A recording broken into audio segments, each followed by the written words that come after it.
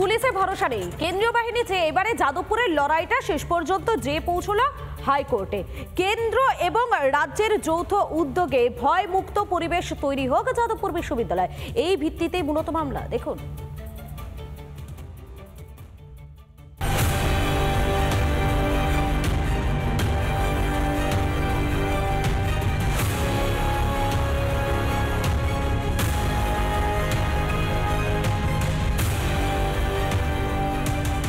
পুলিশে ভরসা নেই, চাই কেন্দ্রীয় বাহিনী। যাদবপুর বিশ্ববিদ্যালয়ের নিরাপত্তা চেয়ে হাইকোর্টে একাধিক পক্ষ। সোমবার থেকে দায়ের হয় একের পর এক মামলা। পুলিশের ভূমিকা নিয়ে বিচারপতি তীর্থঙ্কর ঘোষের কাছে আবেদন জমা পড়ে। প্রধান বিচারপতির কাছে জমা পড়ে নিরাপত্তা নিয়ে জনস্বার্থ মামলার আবেদন করা হয় জরুরি ভিত্তিতে শুনানিরও।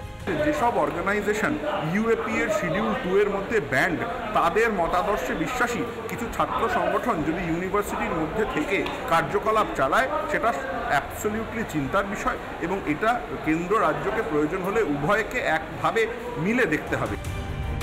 মোট 4টি মামলা দায়ের করা হয়েছে যাদবপুর নিয়ে। বুধ ও বৃহস্পতিবার সেই সব মামলার শুনানির সম্ভাবনা। মামলায় স্পষ্ট দাবি করা হয়েছে যে যাদবপুর বিশ্ববিদ্যালয়ের নিরাপত্তার দায়িত্ব আর্ম ফোর্স বা সিআইএসএফকে দেওয়া হোক, যেটার তত্ত্বাবধানে থাকবে কলকাতা পুলিশ। এবং মামলাকারী আইনজীবী অর্কুনা তার বক্তব্য যে যাদবপুর এই মুহূর্তে যে জায়গায় রয়েছে, সেই ক্ষেত্রে যাদবপুরে যদি পঠন পাঠন স্বাভাবিক রাখতে হয়, তবে এই আবেদন যথেষ্ট গুরুত্বপূর্ণ। প্রিয়াঙ্কা রায়ের রিপোর্ট, রিপাবলিক বাংলা। পড়াশোনায় মনোযোগ বাড়াতে তরুণের স্বপ্ন প্রকল্প এসেছিল এবং সেই প্রকল্পে 10,000 টাকা করে দেওয়া হচ্ছে, কিন্তু এই প্রকল্পেও কার্যত একটা দুর্নীতির অভিযোগ উঠে এলো, আর তা নিয়ে শুরু হয়ে গিয়েছে সরগরম। তরুণের স্বপ্ন প্রকল্পে পড়ুয়াদের ট্যাব কিনতে 10,000 টাকা করে দেয় মমতার সরকার। সেই মতো উচ্চ মাধ্যমিক পড়ুয়াদের অ্যাকাউন্টে ঢুকেছেও টাকা, কিন্তু তাতে কি আদৌ পড়ুয়াদের পড়াশোনার সুবিধে হয়েছে? পূর্ব মেদিনীপুরের পরিসংখ্যান কিন্তু বলছে অন্য কথা। ট্যাবের টাকা নিয়ে প্রায় 2000 পরীক্ষার্থী বসলো না পরীক্ষায়। মূলত পূর্ব মেদিনীপুরের নিরিখে দেখা গেছে প্রায় 32,000 ছাত্রছাত্রী যারা কিন্তু এবারে উচ্চ মাধ্যমিক পরীক্ষার্থী ছিলেন, কিন্তু পরীক্ষা দিচ্ছেন প্রায় 30,000। দেখা গেছে সব মিলিয়ে পরিসংখ্যানে প্রায় 1991 জন যারা ট্যাব নিয়েও কিন্তু এবারে পরীক্ষা দেয়নি। আমাদের স্কুলের মোট 308 জন ছিল, তার মধ্যে বেশ কয়েকজন পরীক্ষা দেয়নি এবং আমরা খোঁজ নিয়ে জানলাম বেশ কিছু মেয়ের বিয়ে হয়ে গেছে আর কয়েকজন ছেলে তারা ভিন রাজ্যে কাজে চলে গেছে। কেন মমতার সরকারের এত জনকল্যাণমুখী প্রকল্পের পরও পড়ুয়াদের ধরে রাখা যাচ্ছে না?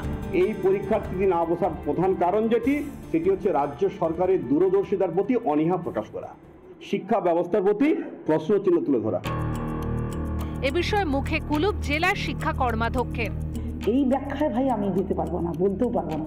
তারা কোনো কারণে পরীক্ষাতে দেয়নি, এই 2000 কম হয়েছে এবং এটা নিয়ে নিশ্চয়ই সরকার কিছু ভাববেন যে কেন এর ইন্সপেকশন হওয়া উচিত। ট্যাব ললিপপ দিয়ে স্কুল ছুট আটকানোর ফোন দিয়ে এঁটেছিলেন মমতা, কিন্তু জনকল্যাণের নামেই 10,000 টাকায় আদৌ কি কোনো সুরাহা হচ্ছে পড়ুয়াদের, নাকি ট্যাবের নামে মোটা টাকা নিয়ে কায়েমি স্বার্থ চরিতার্থ করছে? সরকারি কোষাগারের অপব্যবহারের দিকে আর কবে নজর পড়বে? রিপাবলিক বাংলা।